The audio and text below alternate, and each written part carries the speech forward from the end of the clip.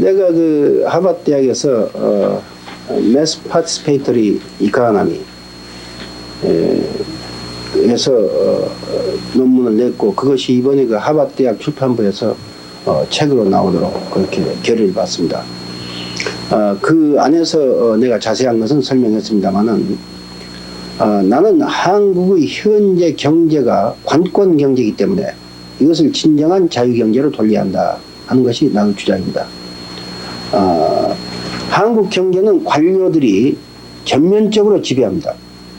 그래가지고 외형적인 성장 위주로만 끌고 나가기 때문에 그동안에 막대한 희생을 국민들이 했습니다. 특히 인플레이션 희생을 국민들이 감당을 했습니다. 경제는 성장과 안정과 분배, 이 셋이 서로 상충된 면이 있지만 또 서로 보완되기 때문에 이것을 어떻게 조화해 나가냐 하는 것이 경제의 정책의 핵심인데, 맞으면 인플레이션에서 막 물가 올라가더라도 한없이 화폐 찍어내고, 불과 이 집권 3년 만에 200억 부채가 400억 되더라도 외채막 빌려다가 집어넣으면 성장을 할 수 있습니다. 그렇지만 거기서 온 부담은 어떻게 하느냐, 거기서 온 희생은 어떻게 하느냐 하는 문제가 있는 것입니다. 그리고 한국 경제는 지금 어저께 내가 아는 그 스탠포드 대학에 부설되어 있는 그 후버 인스티튜션에 있는 어떤 교수가 편지가 왔지만, 그 사람 몹시 한국을 사랑하는 사람인데, 자기는 한국 그 여러 가지 우려된 것을 지적했는데, 그 중에 하나가 한국의 현재 재벌들이 너무 급속히 중소기업이라든가 모든 분야를 독점해서 마냥 비대해 간다, 이것을 우려하고 있습니다. 한국 경제는 이 재벌 경제입니다. 국민 경제가 아닙니다.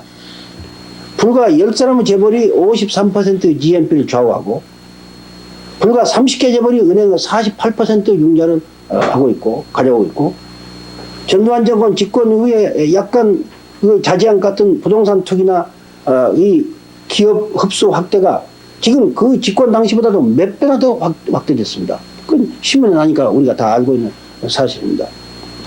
이렇게 해서 말하자면 한국 경제가 소수에 집중됐다. 미국은 제네럴 모터스 같은 대기업이 50만 이상의 주주가 있습니다. 일본의 미쓰비시 어떤 기업도 한 사람이 5% 이상 주 가지고 있는 게 없습니다.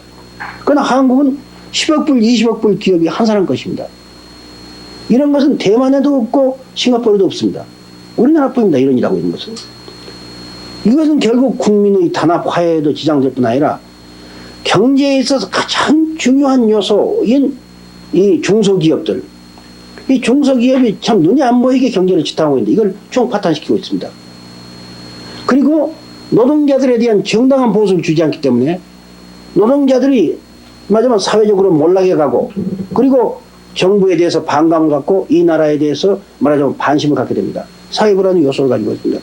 뿐만 아니라 경제적으로도 막대한 말하자면 마이너스 요소를 형성하고 있습니다. 일본이 오늘날 저렇게 경제가 성장해 간 큰 이유가 일본에서 소위 말하는 봄투쟁, 가을투쟁에서 추투하는데, 이래서 쭉 그 노동조합들이 투쟁을 해갖고 임금을 많이 받아내요. 그 받아낸 결과 그것이 구매력으로 다시 재생되어가지고 기업을 받쳐준 겁니다. 왜냐하면 일본은 분배가 확산돼 갔다 이거예요. 그래서 노동자를 대우해 준 것이, 농민의 고가를 보장해 준 것이 어떻게 보면 그 사람들 위한 같지만 실제는 다시 기업으로 전부 되돌아온 것입니다. 이래야만 건전한 경제가 되어갑니다. 근데 지금 한국은 그렇기 때문에 구매력이 바탕이 약하기 때문에 조금만 수출이 안 되면 기업들이 흔들려 봅니다. 그래서 기업 자체도 아주 취약한 기반 위에 서게 됐다. 그래서 이 대중경제는 경제의 목적은 뭐냐? 경제란 말 자체가 말하자면 경세재미입니다. 나라를 어떻게 경영하고 백성을 어떻게 구하냐 하는 문제에서 나온 것이 경제입니다.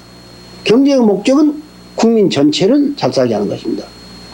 그렇기 때문에 경제에서는 성장도 필요하고 또 안정도 필요하지만 분배도 병행되어 나갑니다. 분배 없는 성장과 안정은 그건 사상노각입니다. 그렇다고 또 노동자에 대해서 그 사람들의 생산성 향상 이상으로 분배를 해주면 이거는 결국 인플레이션으로 연결되고 경제 파탄이 옵니다. 그 오늘날 유럽에서 우리가 보는 것입니다. 그래서 이것도 피해야 한다. 그러니까 나는 지금 얘기한 것은 중소기업 보호도 경제적 견제에서 얘기하고 있는 것이고 노동자의 정당한 권리 보장도 물론 사회적 의미도 크고 인간적 의미도 인권적 의미도 크지만 경제적 의미에서도 절대 필요하다 하는 얘기를 지금 내가 하고 있는 것입니다.